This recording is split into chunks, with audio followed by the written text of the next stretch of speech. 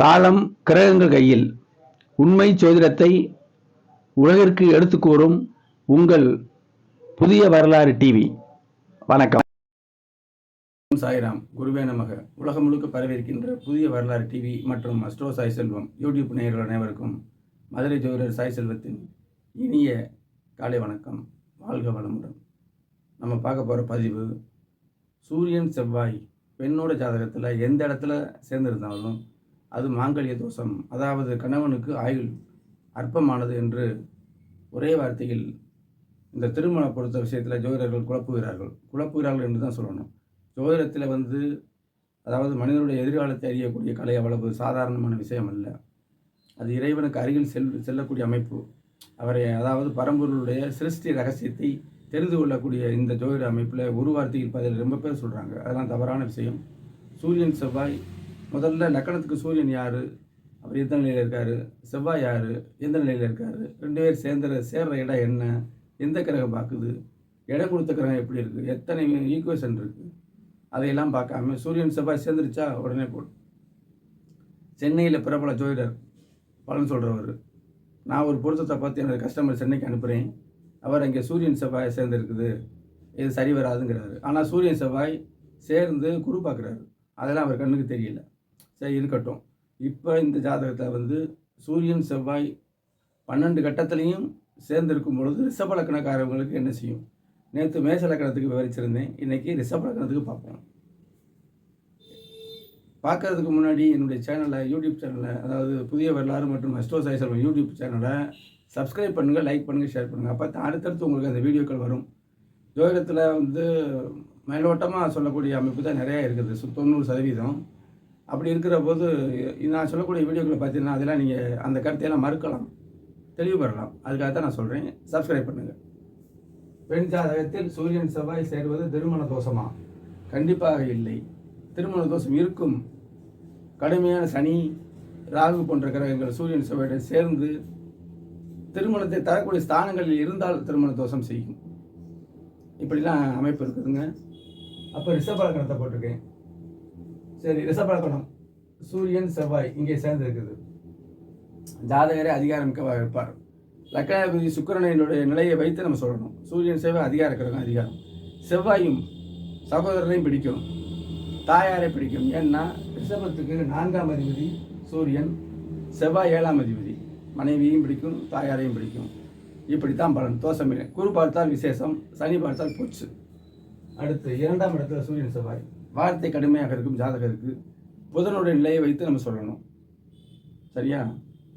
அதே மாதிரி சகோதரரை நினைத்தே பேசுவார். சுகத்தை நோக்கி அவருடைய பேச்சு இருக்கும். 4ஆம் அதிபதி, தாய் சுகம், தன் சுகம், கல்வி எல்லாமே. அப்போ கல்வி நல்ல அமைப்பாக இருக்கும். சனி பார்த்தால் போச்சு, குரு பார்த்தால் நன்மை, சுக்கிரன் பார்த்தால் சிறப்பு. இப்படி தான் எடுத்துக்கணும். 3ஆம் இடம் போகஸ்தானம். அங்கே செவ்வாய் 7ஆம் அதிபதி அங்கே இருக்கார். 4ஆம் அதிபதி சுகஸ்தான அதிபதி 3ல் இருக்கார்.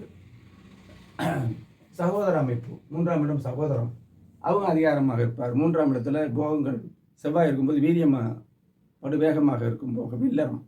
குரு பார்த்தால் நன்மை, சனி பார்த்தால் போச்சு. 4ஆம் இடம் கல்விஸ்தானம், தாயார் அதிகாரமாக இருப்பார். சூரியன் செவ்வாய். 4ஆம் இடம் கல்வி, செவ்வாய் சம்பந்தப்பட்ட படிப்புகள் இருக்கும். குரு பார்த்தால், சனி பார்த்தால் போச்சு. அடுத்து 5ஆம் இடம் பூர்வ புண்ணியஸ்தானம், சூரியன் செவ்வாய். பிள்ளைகள் அதிகாரமிக்கவர்களாக இருப்பார்கள். சூரியன் 5ஆம் இடம் குழந்தை ஸ்தானம். அந்த புதனின் நிலையை வைத்து நாம் பார்க்கணும். சனி பார்த்தால் போச்சு, ராகு சேர்ந்தால் போச்சு, குரு பார்த்தால் நன்மை. 6ஆம் இடம் கடன், எதிரி, வம்பு, வழக்கு. செவ்வாய் 7ஆம் அதிபதி ஆயுள் போகும் பொழுது சுக்கிரனுடைய நிலையை வைத்து மனைவி எதிரி போல செயல்படுவார். அப்போ தலைமையாகவும் இருப்பார் சூரியன்கிறது. ஒரு வார்த்தையில் எதுவும் பதில் இல்லை. இதில் தோஷம் இல்லைங்கிறதான் சொல்ல வரேன். குரு பார்த்தால் தோஷம் இல்லை, சனி பார்த்தால் தோஷம் உண்டு. அடுத்து மனைவியே எதிரியாக வருவார் அப்படின்னு அமைப்பு. அடுத்த 7ஆம் இடம், 7ஆம் இடத்துல சூரியன் செவ்வாய். 7ஆம் இடத்துல சூரியன் ஆட்சி, மனைவி சரியான திறன் மிக்கவர். சூரியன் இருக்கு, அதிகாரமாக மிக்கவர். சனி பார்த்தால் அத்தனையும் போச்சு, குரு பார்த்தால் மேன்மை. ஜாதகரை காட்டிலும் வழி நடத்துவார். திருமண அமைப்புகள் எப்படி தாங்க. 8ஆம் இடத்தில் சூரியன் செவ்வாய், 8 ஆரோக்கிய ஸ்தானம். சரியா? அந்த இடத்த குருவோட நிலையை வைத்து நம்ம சொல்லணும். 8ஆம் இடத்தில் செவ்வாய் போவது அந்த செவ்வாயின் காரகத்துவங்கள், சகோதரம், ஒரு திறன் எல்லாமே மறையும். சூரியன் வந்து தந்தையார், ஆன்மா, அதுபுறம் 8ஆம் இடத்துல போகும்போது கொஞ்சம் அமுங்கலாக இருக்கும். இது சற்று தோஷம் தான். ஆனால் திருமண வாழ்க்கை தோஷம் இல்லை. குரு பார்த்தால் நன்மை, சனி பார்த்தால் பூச்சு. 9ஆம் இடம் தந்தையார் சொன்னோம். செவ்வாய் உச்சம், தந்தையார் அதிகாரமிக்கவர், முன்கோபக்காரர். சூரியன் அங்கே இருக்கார். குரு பார்த்தால் அதிகாரத்தை பயன்படுத்துவார் நல்ல வழிக்கு. சனி பார்த்தால் அதிகமான கோபக்காரர்கள், பிரயோஜனம் இருக்காது. 9ஆம் இடத்துல அதிபதி சனியை வைத்து அங்கே முடிவு செய்யணும். நல்லா கவனிங்க, கூர்ந்து 1க்கு 2 முறை படிச்சேன்னா நான் சொல்கிறது புரிய வரும். 10ஆம் இடத்தில் சூரியன் செவ்வாய். 10ஆம் இடத்துல வந்து திக்பலம், சூரியன் ஒரு கிரகம் தான் இருக்கணும், சூரியன் மட்டும் இருக்கணும். செவ்வாய் அங்கே இருக்கும்பொழுது அந்த இடம் அதிகமான வலுப்பெற்றாலும் அது சரி வராது. அப்போ ஜாதகரே 10ஆம் இடத்தில் சூரியன் இருக்கும் பொழுது சனியோட நிலையை வைத்து சொல்லணும்.